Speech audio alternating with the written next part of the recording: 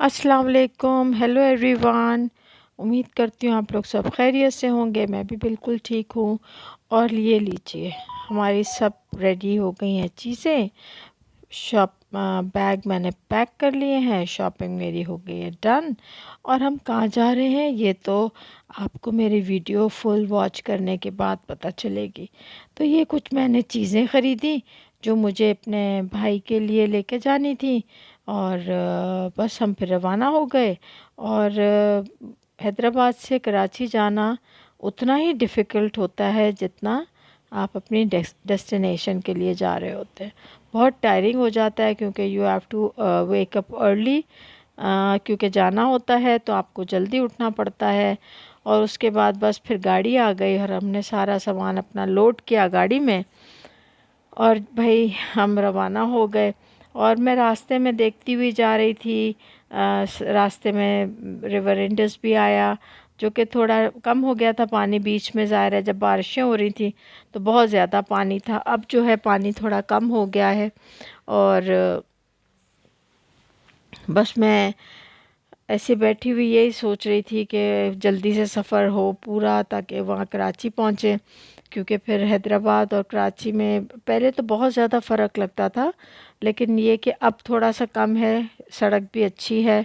तो लेकिन ये होता है फिर भी टायरिंग हो जाता है बहुत ज़्यादा। तो खैर अब मैं यही सोच रही थी कि कितने आराम से पहले पहले इतना ज़्यादा चारों तरफ आपके ना जहाँ भी आप निगाह डालें। तो जब मैं छोटी हुआ करती थी और अपने मम्मी डैडी के साथ जाया करती थी कराची, तो हम इतना ज़्यादा नहीं हमारा आना जाना होता था लेकिन जाते थे। तो इतने ज़्यादा माउंटेन्स होते थे, बहुत पहाड़ होते थे मिट्टी के। और मतलब दूर आपको नज़र नहीं, तो काफ़ी दूर तक अगर आप देखते तो आपको नज़र नहीं आता क्योंकि पहाड़ काफ़ी आगे होते थे सड़क के बिल्कुल साथ। लेकिन अब मैं देख रही थी तो मैं हैरान हो रही थी कि दूर दूर तक आप आराम से, मतलब फार अवे तक आप आराम से देख सकते हैं डिस्टेंस में। तो ताज्जुब हो रही थी, चीज़ें किस तरह से बदलती हैं, चीज़ें आप लोग कैसे देखते हो और उसके बाद कैसा हो जाता है सराउंडिंग आपके। तो बस हम सफ़र कर रहे थे, मौसम भी शुक्र है कि ठीक था, गर्मी नहीं थी, मौसम अच्छा था। तो आराम से अपना सुकून से हम जा रहे थे। और एंजाइटी होती है जब उस वक्त तक होती है जब तक आप जहाज़ में नहीं बैठ जाते। उससे पहले तो आपको इतनी एंजाइटी हो रही होती है ना कि ये चीज़ नहीं रखी, शायद वो नहीं रखी। इस तरह की बहुत सारे सवालात होते हैं जो आपके जहन में चल रहे होते हैं। तो मेरे भी चल रहे थे, ये रखा है कि नहीं रखा, क्योंकि मतलब एक जब दिमाग हो ना कि आपने ही सब, मतलब आपने ही रखना है सब कुछ, तो फिर बहुत सारा बर्डन होता है आपके जहन के ऊपर कि ये भी रखना है, ये भी रखना है, मिस ना हो जाए। फिर खैर ड्राइवर ने कहा कि उसको सीएनजी भरवानी है। तो हमें तो आइडिया नहीं था, हम समझे कि सीएनजी ख़त्म हो गई है, लेकिन उसने बताया कि नहीं, सीएनजी अभी भी पंप्स खुले हुए हैं। और तो हमें तो यही था कि पेट्रोल होता है, पेट्रोल से ही चलती है गाड़ी, क्योंकि सीएनजी वगैरह जो थी ना बीच में बिल्कुल बंद हो गए थे सारे पंप्स वगैरह जितने भी सीएनजी स्टेशंस से। तो हम खैर सीएनजी लेने के लिए उतरे। और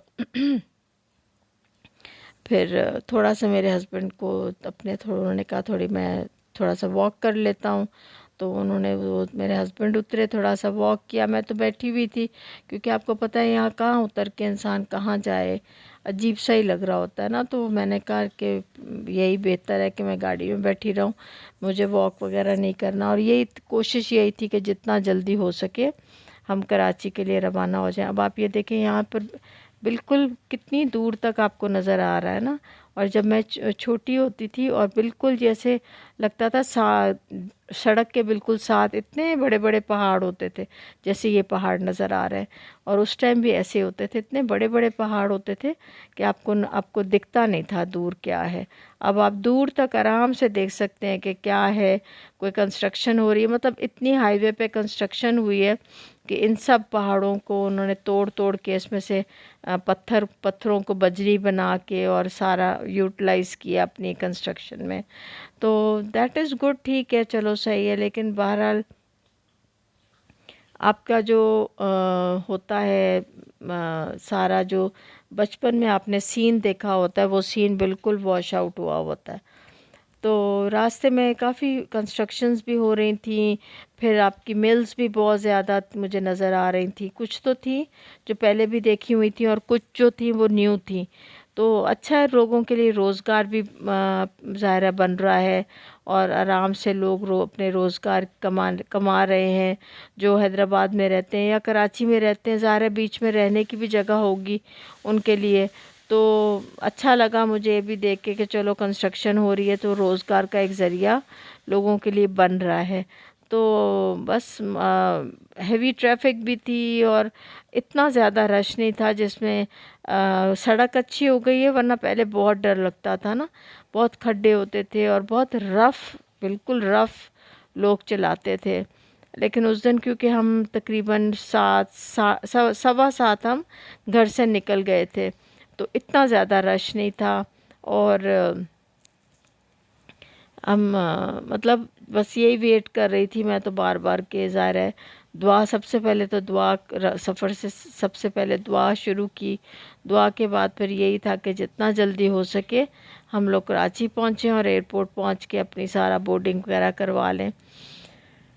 और एक्साइटमेंट भी थी क्योंकि नई जगह थी, देखी नहीं थी, पता नहीं था कैसी होगी, क्या होगा। क्योंकि 2014 में हम लोग गए थे अमेरिका, जहाँ पर हम होटल्स में ठहरे थे। उसके बाद फिर हम होटल्स में नहीं ठहरे क्योंकि हम घरों में जाते थे अपने रिलेटिव्स के, अपने बहन भाइयों के घर में। तो बस फिर कराची आ गया। कराची शुक्र किया खुदा का कि खैर खैरियत से कराची पहुँचे।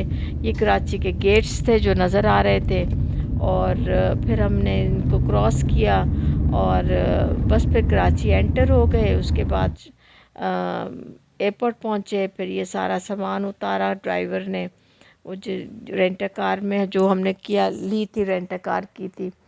और सामान भी ज़्यादा नहीं करना था क्योंकि फिर बहुत ज़्यादा लगेज हो जाता है। तो ये जहाज़ खड़े थे, पता नहीं कौन कौन सी एयरलाइन के थे। तो हम लोग जो थे जा रहे थे यहाँ से, टाइम था अभी क्योंकि 12 बजे की हमारी फ़्लाइट थी और हम का अर्ली पहुँच गए थे। हमारा चेक इन वगैरह सब कुछ हो गया था। रश भी था एयरपोर्ट पे, और ये सईद गनी की भी शॉप थी और मिठाइयों की भी बहुत सारी शॉप्स खुल गई हैं। तो फिर हमें एक गाड़ी वाला मिल गया जो बीच में उनकी सर्विस होती है ना, तो वो उसने कहा कि मैं आप लोगों को आगे तक छोड़ देता हूँ। तो खैर हम इंस्टेड पैदल चलते, तो हम फिर गाड़ी में बैठ गए और वो हमें हमारे गेट तक उसने छोड़ दिया। तो अच्छा लगा कि चलो पैदल नहीं चलना पड़ा और आगे तक हम आराम से चले जाएंगे। और फिर उसने हमें उसका हमने शुक्रिया अदा किया और फिर हम अपने गेट पर पहुँचे। और यहाँ पर बोर्डिंग वगैरह सब हो गई थी। गेट में थोड़ा सा टाइम लगा, थोड़ा सा मतलब जहाज़ जो था वो थोड़ा लेट था, तो वेट कर रहे थे। लोग भी हमारे साथ बहुत सारे बैठे हुए थे मुख्तलिफ़ जगहों पे, ज़ाहिर है सबकी अपनी डेस्टिनेशन थी। और बस थोड़ी देर बाद है ना अनाउंसमेंट स्टार्ट हो गई कि बोर्डिंग स्टार्ट हो रही है। फिर हम लोगों ने अपनी चीज़ें वीज़ें रेडी की। ये मेरा थोड़ा सा सामान था जो लेके जाना था, और बाकी ज़्यादा नहीं रखा था क्योंकि सारा हमने बैगेज में दे दिया था। चलें फ्रेंड्स, फिर किसी नई वीडियो में मुलाकात करेंगे और बताऊंगी मैं कहाँ जा रही हूँ घूमने। फिर मिलते हैं, अपनी दुआ में